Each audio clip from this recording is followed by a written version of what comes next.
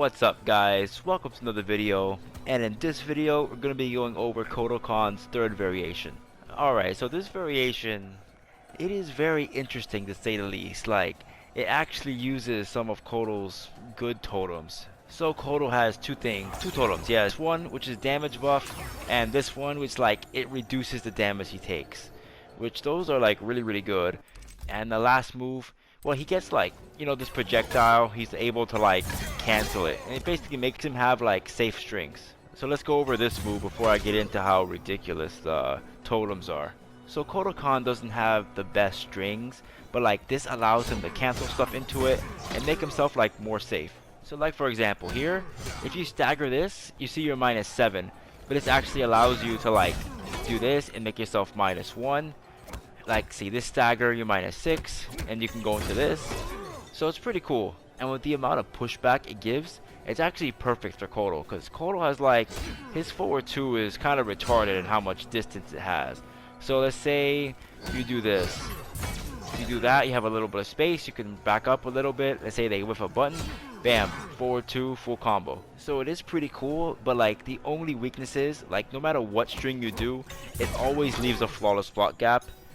Now that's not really that big of a deal unless you become really predictable with it, because like, you know, this string right here, this one has a flawless block gap in it, but like even though it does, if you do either this move here or this move, like yes, you can flawless block both things, but it has different timing to it.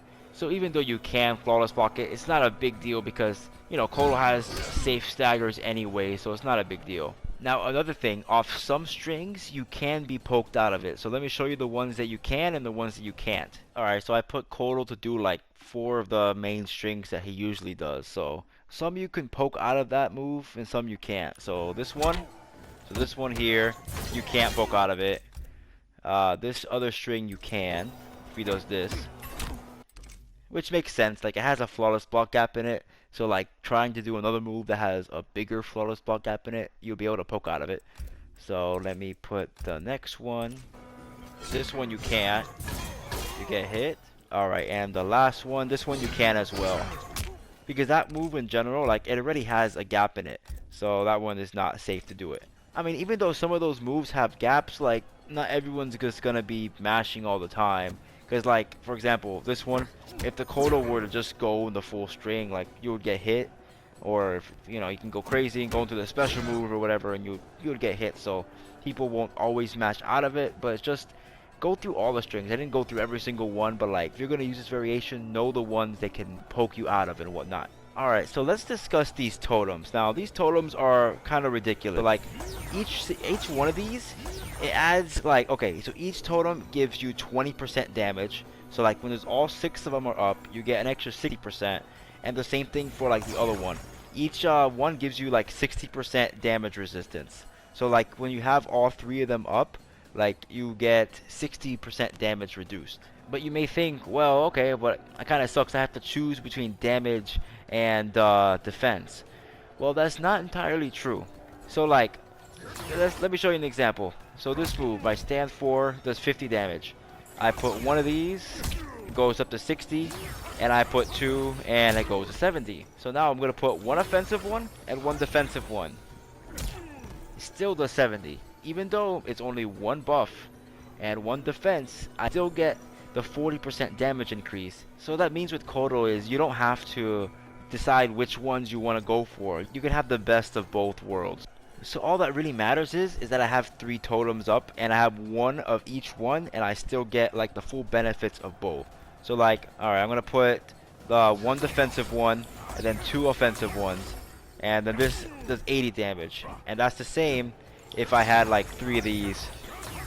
It does 8 damage still, which is crazy. Now they have a little bit different startup. Like the offensive one has 42 frames and the other one is like 64, so it's like a little bit slower, so it's harder to throw these out.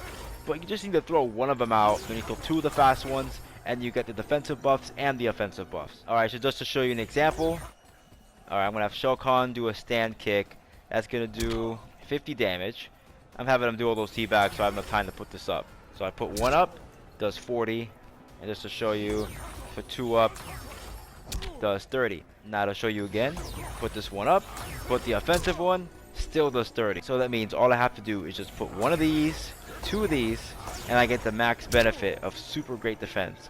I mean, look at that. It goes from 50 to 20. That's like a full 60% less damage. So like, the opponent does a full combo on you while you have all this stuff up, and you get like, they only do like 100 or so damage. Let me show you how crazy his damage gets. Like, okay, this by itself, just gonna do this.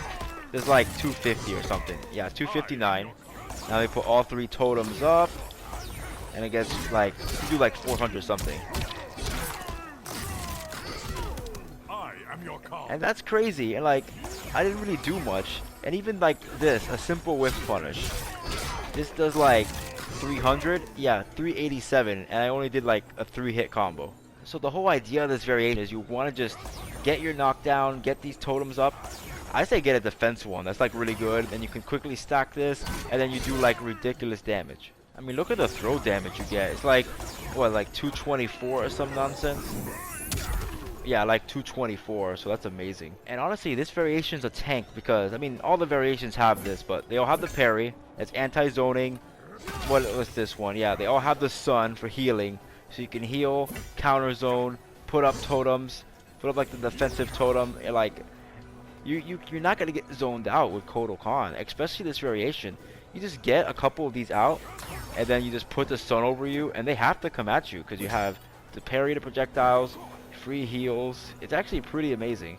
So the main reason to use this variation is for like the godlike totems, because this move, I mean, that's kind of whatever, because it is flawless blockable, so it's not like completely like amazing, but like it's okay, I guess. So overall, I think this variation's really good. Now, I don't think it's better than his first one though, because like he does lose his command grab, and he has like amazing tick throws off that, amazing resets and whatnot. This is probably good against like some matchups. I forgot who I watched playing. I think it was Coach Steve. He was just fighting this random Sonya. He just kept trying to zone him, and he was like, okay. He just kept doing this, add this out, parry this stuff, and then as soon as he came in, he got like 400 damage off like basically a nothing combo. So this variation's pretty good, and like ever since they buffed Kodo slightly, he's actually been a legitimate threat. It's just people don't really use him, you know. But anyway, that's about it for the video today, guys. If you guys enjoyed, please make sure to like, comment, and subscribe. Follow me on Instagram and Twitter. Follow me on Twitch, and I'll see you guys next time.